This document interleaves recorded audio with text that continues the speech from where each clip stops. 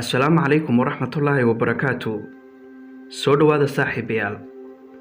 Maanta waxaan isleegaynaa nin noloshiisa lagu ilaahamiyay shimbir kadib markii isbitaalka la dhigay, taasoo ahayd mid mar walba ku dul meexanaabaysa oo ku dul wareegaysa. Dhakhaatiirtuna ay la fajaceen oo isweydiinayeen sababta ka dambaysa iyo ujeedka ay shimbirtu ugu imanaysa ninkan mar walbana ugu meexanaabaysa agtiisa. Waxaan hubaa sidoo kale aadna inaad la fajici doonto markaad ogaagto sababta ka dambaysa. balse ka hor inta la garee muuqaalka kuna soo biir channelkeena Baaldahab TV si aan u gaarno higsigeena. waxa laga yaabaa in adiga kula fududahay balse aniga muhiim ayay tahay midaasi. aad ayaad u mahadsan tahay. waxaa jira sidaan ognahay kumanaan kun oo dhakhtar oo ku hawlan badbaadinta nafaha dadka xanuunsan oo halkan kula jira xanuunka haya si ay uga badbaadin lahaayeen ruuxdooda. maanta waxaan eegaynaa ninkan uu asiibay cudurka loo yaqaan heart attack ama wadna xanuunku iyo shimbirtan yaabka badan ee ku dul meexanaabaysa ilaa muddo gaaraysa bil oo ku sugnaa dhakhtarka gudihiisa. mid ka mid ah hablaha neersinka ee dhakhtarka ka shaqeeya ayaa xilli ay ka ruuxday dhakhtarka waxay jidka ku aragtay odagan oo jiifa oo la ildaran xanuunka la yiraahdo heart attack ama wadna xanuunka. waxaana u dalabtay ambulance si loo geeyo odaga dhakhtarka oo loo badbaadiyo caafimaadkiisana looga taxadiro oo loo ilaaliyo. waxaana hore loo gaarsiiyay dhakhtarkii waxaana lagu bilaabay qaliin degdeg ah. waxaana shaqadooda qabsaday dhakhaatiirtii goobta ku sugnaa iyo neerasyadii dhammaan kalkaaliyaashii la shaqaynayay si looga gungaadho loona la tacaalo odaga xanuunka haya ee degdega ah. maadaama qof weyn oo aad u daaweyna waxa uu dareemayay markaa xaalad aad u fool xun. jawigiisoo dhanna wuu bedelaa waxaana ku jiray koomo. intaa kadib cidna ma ay filayn inay dhici doonto wax lala tacajabo ama lala yaabo kaasoo ka yaabiyay cid kasta oo aragtay amaba maqasha. dhammaanna noqotay arrin qariib oo aan laga aqoonin dhakhtarka horena aan uga dhicin. maalin maalmaha ka mid ah inan kalkaaliso oo la yidhaahdo Anastasia si gaarna ugu qornayd xanaanada odayga ayaa sheegtay in karis u aragtay daaqada odayga madaxiisa qooley ku taagan. waa qooley taasoo la fahmi waayay meesha sababta ay u soo gashay iyo arrimaha ay u timid toona.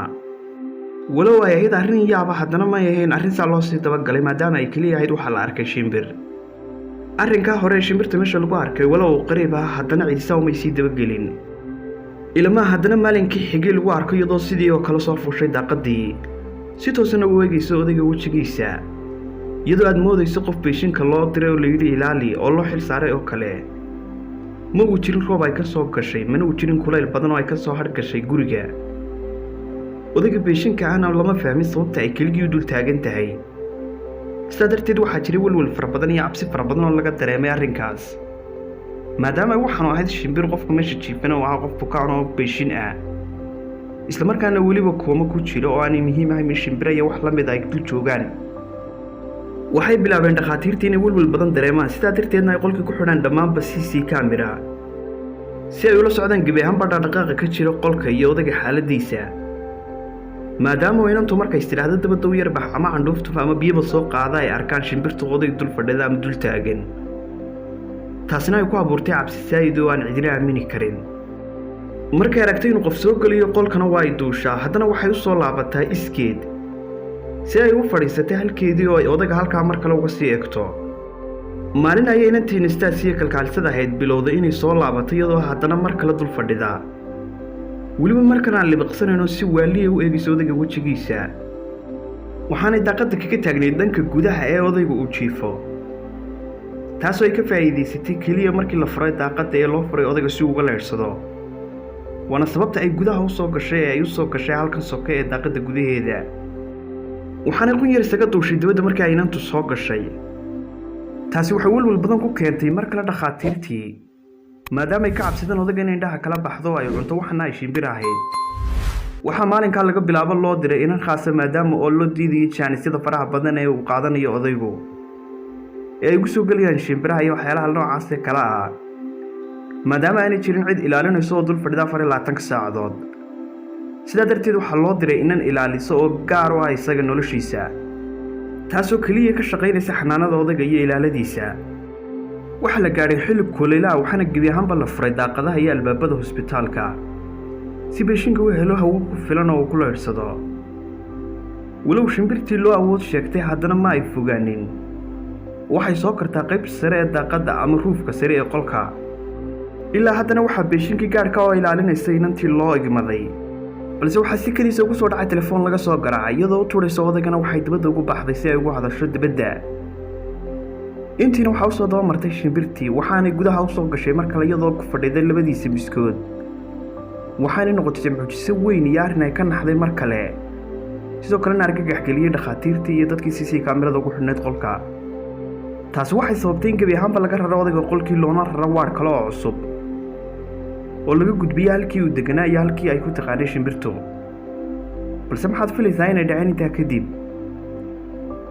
waxay isku dayday shimbirtii inay gebi ahaanba ka soo baadho qolalkii oo dhan, waxaana gashay waar kasta ilma ay ka soo heshay waarkii uu joogay oo loogu yimi haddana iyadoo daaqadiisii fadhida. maalintaa kadib cabsida iyo baqdinta laga qabaa waxay noqotay mid khayral macquula, waxaana isla cadimay inantii iyo odaygii. waxaana noqotay xataa mid u bixi kari weyday inay dabadda iyo kiniifka ay aado. muddo kadib waxaa koomadii ka soo baxay odaygii, waxaanu daawanayay martida u joogta. waxaanu la jeedaa waxauu daawanayay shimbirta u fadhida daaqadda. waxaanu ahaa mid hoosta ka eegaya halka ay qooleyda lafteeduna ahayd mid hoosta ka qaawisaysa odayga, iyadoo aad mooddo inay ku faraxsan tahay inuu soo nabad kacay oo soo caafimaad kacay. markan indhaha ayuu kala qaaday, waxaanu u neefsanayaa si macquula.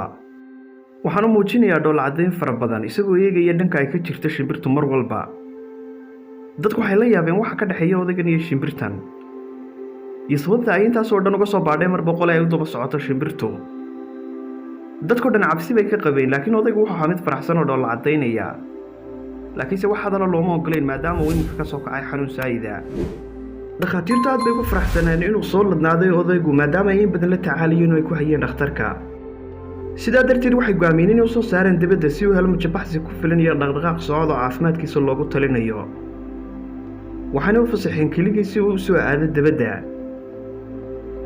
waxay kalkaalisadu ka eegaysay daaqadda si ay ula socoto caafimaadkiisa iyo xaaladiisa odaygu si aan ugu dhicin meelaha dibadda ah, maadaama xanuun halisa ka soo kacay oo awooddiisu ay liidatay. isla jodhii uu dabadda odaygu u soo baxayba waxay qooliyadu bilowday inay ku soo orado ay u timaado, iyadoo weliba wadata 10,000 oo kale oo dhiggeeda ah. cajiib. waxaanu isla odaygii bilaabay inuu siiyo roodhi iyo waxyaalo kale oo laga soo qubay dhakhtarka. waxaanu u qaybiyey oo siiyey dhammaanba qoyliyihii meesha joogay si uu ugu quudiyo. dhammaantoodna waxay cuneen wixii uu daadiyey oo halkaa ay ku cunayaan ku qaybsanayeen.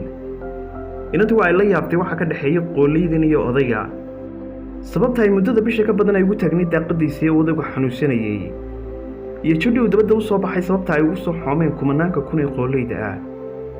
waxay ka fakirtay waxa ka dhexeeya odaygan iyo qooleyda, maxaa ka dhexeeya ayay isweydiisay.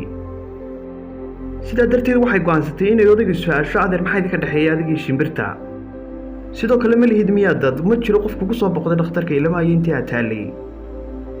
waxaanu sheegay odayga inuu lahaa xaas aad u qurux badan iyo 2 carruur oo uu dhalay oo aad u jeclaa, oo ay soo wada qaateen waqti farxad loo aad u qurux badan. nasiib darrase waxaa dhimatay islaantiisii waqti hore. sannado badan ka hor ayaanay xijaabatay oo uu ka soo gudbay qabrigeeda. markii ay soo waaweynaadeen inimadiisuna waxay aadeen abtiyaashoodii iyo halkii uu ka soo guursaday hooyadood. waxaanu isagu ahaa mid ka shaqaysta tuuladan yar ee uu ka dhisan yahay dhisbitaalku. mana uu helin heliya asxaab kale iyo cid kale oo caawisa, keliya wuxuu ahaa qof xoogsada.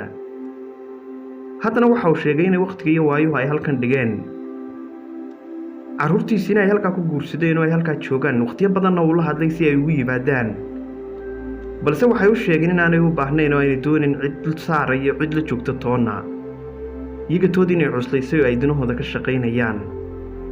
sidaa darteedna niyadjab iyo colaad iyo xumaan ayuu odaygu halkan la degan yahay, iyo waayeelnimo iyo da' iyo xanuun isugu biiray.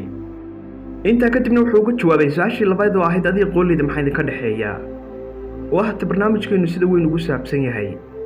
waxaanu sheegay yaraantiisii xilligii uu reerka lahaa ee noloshiisu ay bilowga ahayd, inuu sameeyey qalwo iyo meel uu wax ku siiyo shimbiraha, gaar ahaan qooleyda uu ku siin jiray kuna xanaanayn jiray.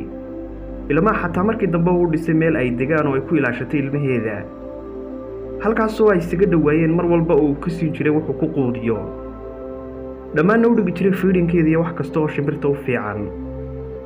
sidaa darteed waxay noqotay mid jecel oo la qabsatay gebi ahaanba noloshiisa. waana taas sababta ay ugu dul wareegaysay ilaa hadda u dul joogta shimbiruhuna ay ugu wareegayaan odayga xataa haddii uu xanuusto. haddaba daawade, ma odhan karnaa xawayaanka ayaa ama dhaama dadka qaar? waayo kaama tegayaan kumana dayacayaan xilligaad waxsiisay aad wanaajisay xilligii ay taag daraayeen halka dadku aanay xasuusanayn middaas dareemayna wixii aad u qabatay iyo wixii aad u tagtay yaraantoodii balse waxaan idiin dardaarmayaa haylaawina qofkii hadalka idin baray iyo sidoo kale cunnada sida wax loo calaaliyey intaba kaasoo dhabarkiisa idinku soo qaaday ama sidoo kale aad naaskiisa soo noogteen waxaan uga jeedaa labadii ku dhalay inaad dhowrtaa aad ayay muhiim kugu tahay ee ha dayicin si aanay ku dayicin ubadkaagu maalinta dambe haddaba daawade maxaad ka fahantay qisadan ama kaaga baxay intii aad daawanaysay dhammaadka ilaa bilowga wixii faahfaahin wixii fakeriya waxaad ka faa'iiday intaba noogu dhaaf comments-ka hana hilmaamin muuqaalka inaad laygarayso haddii aanad weli leegarayn kuna soo biir channelka haddii aad nagu cusub tahay inta aynu ku kulmi doonno muuqaalkan oo kale ana waxaan idinkaga tegayaa nabaday